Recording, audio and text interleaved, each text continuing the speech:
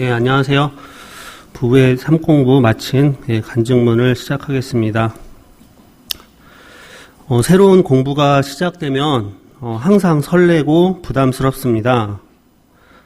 새로운 공부를 시작할 수 있어서 설레이고 4개월 동안 매주 같은 날 시간을 내서 공부를 해야 하는 것이 부담스럽습니다. 어차피 나중에 언젠가는 해야 하는 과정이므로 먼저 신청하기로 했습니다. 5가정이 만나서 서로 인사하고 부부 소개를 할 때면 처음에는 무난하고 좋은 점만 이야기하기도 했지만 점차 2회차, 3회차 만남이 이어지면서 힘들었던 부부 관계에 대해서 솔직하게 이야기하게 되어서 조금 더 이해하고 가까워짐을 느꼈습니다. 카톡방을 통해서 성경 읽기를 매일 한 장씩 읽어서 각자 소감을 올리면서 거룩한 부담감으로 평생에 읽은 성경책보다 많이 읽어본 느낌이 좋았습니다. 매주 배우자와의 대화 시간을 의무적으로 가지며 그날 일어났던 일과 거기에 대한 나의 느낌, 감사한 것들, 배우자에게 칭찬 한 가지씩을 하며 전보다는 부부가 대화하는 시간이 숙제를 통해서 많아지게 되었습니다. 부부간에 서로 잘못한 것을 용서하는 법을 배우고 나누고 서로 배려하고 존중하고 섬기는 방법에 대해서 서로 원하는 방법을 물어보고 질문하고 경청하고 알아가고 합의점을 찾는 시간들을 배우고 실천하였습니다. 언어적인 소통뿐만 아니라 재산과 물질 관리에 대해서도 나누는 시간을 가졌습니다. 특히 5가지 사랑의 언어라는 책을 읽으며 서로 원하는 사랑의 방법이 다르다는 것을 배웠습니다. 첫 번째, 격려와 인정하는 말로써. 두 번째, 가족과 함께하는 시간으로서. 세 번째, 선물을 주고받음으로써. 네 번째, 집안일 돕기와 봉사로서. 5번째, 스킨십이라는 5가지 방법 중에서 배우자가 원하는 방법을 찾아주고 그 방법을 조금씩 실천하면서 배우자가 원하는 방법으로 사랑을 해줄 때 만족도가 높아지는 것을 배운 것이 좋은 경험이었습니다. 저는 1년 반 전에 목자가 되면서 아내와 목장 운영에 관해서 방법이 달라서 다툼과 갈등이 때때로 생겨서 힘겨운 시간을 보내기도 했습니다. 이렇게 부부가 다툼이 생긴다면 목자를 내려놓는 것이 낫겠다라는 생각도 해보았습니다. 그러다가 발견한 방법이 매주 목장을 준비하기 위해서 매주 정해진 요일과 시간을 정해서 주간 부부 미팅을 해보기로 했습니다. 그 속에서 목장 운영과 집안일들과 아이 양육 방법 등 전반적인 안건에 대해서 우리 부부는 비즈니스처럼 회의를 하고 합의점을 찾는 방법을 해보았습니다. 처음에는 저의 방법과 안건들을 관철시키기 위해서 고집을 피우기도 해서 파행으로 끝난 적도 있었습니다. 그래도 목장을 내려놓거나 아니면 부부 미팅을 통해서 합의점을 찾거나 결단이 필요했습니다. 다행히도 기도로 시작하고 기도로 마치는 방법을 더하고 미팅 동안에는 서로 존댓말을 사용하고 서로 양보하고 배려하는 마음을 먹고 반드시 통과할 필요는 없고 오늘 합의가 안 되면 다음으로 미루는 여유를 사용하기도 하고 상대가 원하지 않는 이유가 납득이 되면 그 안건을 포기할 줄도 아는 양보를 하기도 하면서 잘 진행되고 있었습니다.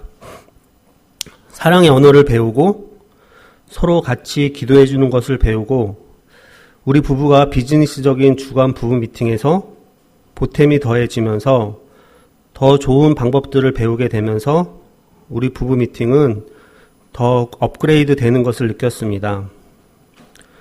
첫 번째, 비즈니스적인 주간 부부 미팅을 하고 두 번째, 아내가 원하는 봉사와 인정하는 말을 자주 하고 세 번째, 서로 기도로 대화하고를 통해서 점점 우리 부부는 더 좋아지는 것을 느꼈습니다. 13주 차에는 화성남자 금성여자의 침실 가꾸기라는 책을 읽고 만족스러운 부부 잠자리 생활에 대해서 나눔을 하는 시간이었습니다. 12주차까지 모든 나눔을 했던 우리들은 서로 벙어리가 되었습니다.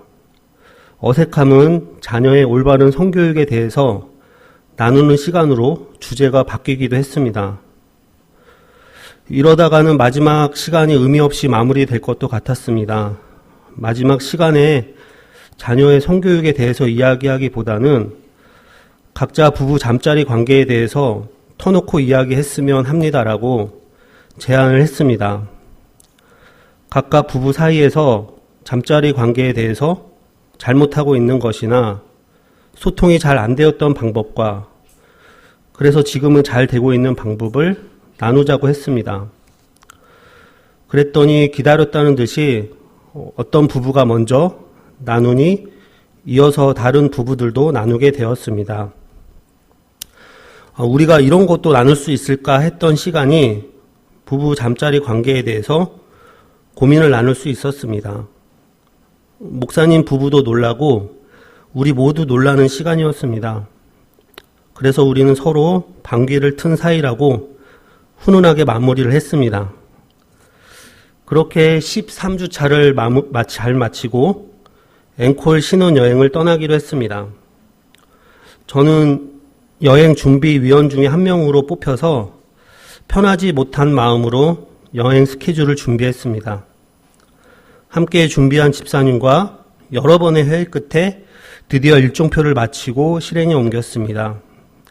2대의 차로 12명이 사이좋게 이동하고 6시에 도착한 속초 라마다 호텔은 대포항 등대를 품에 안은 멋진 곳이었습니다. 횟집에서 다양한 스키다시와 모듬회와 대게찜과 홍게라면을 마무리로 비싼 저녁 식사였지만 추억이 될 만한 만찬을 즐겼습니다. 대포항 등대 저녁 산책을 하고 호텔 커피숍에서 부부 편지를 읽어주는 시간을 준비했습니다.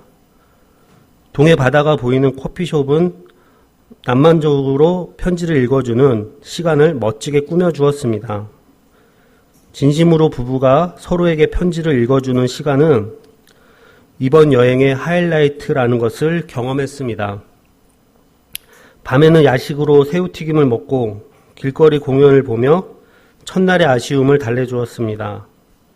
아침에는 호텔 조식 뷔페를 먹고 외용치 바다향기 산책로를 2시간 걷는 트레킹을 마치고 아바이 마을에서 순대 정식을 먹고 갯배를 타고 각 부부에게 속초 중앙시장에서 오후 카페에서 먹을 수 있는 간식 사오기 미션 이벤트는 모두가 열정적으로 준비하면서 작은 축제의 시간이 되었습니다.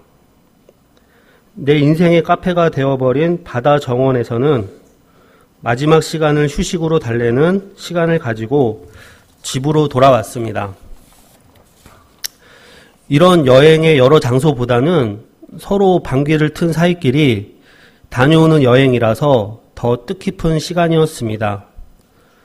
부부의 삶공부는 마치 13주 차에 만족스러운 부부 잠자리 생활을 나누기 위해서 12주 차까지 함께 여러 가지 나눔을 했던 것 같습니다. 그리고 앵콜 신혼여행을 의미 있게 다녀오기 위해서 13주 차까지 함께 여러 가지 고민에 대해서 나눔을 했던 것 같습니다. 지금보다 더 나은 부부 관계를 원하는 부부뿐만이 아니라 지금 서로 만족하는 부부에게도 의미 있는 시간이 될 것이라고 말씀드릴 수 있습니다. 9월에 부부의 삶공부를 신청해 보기를 꼭 권해드립니다.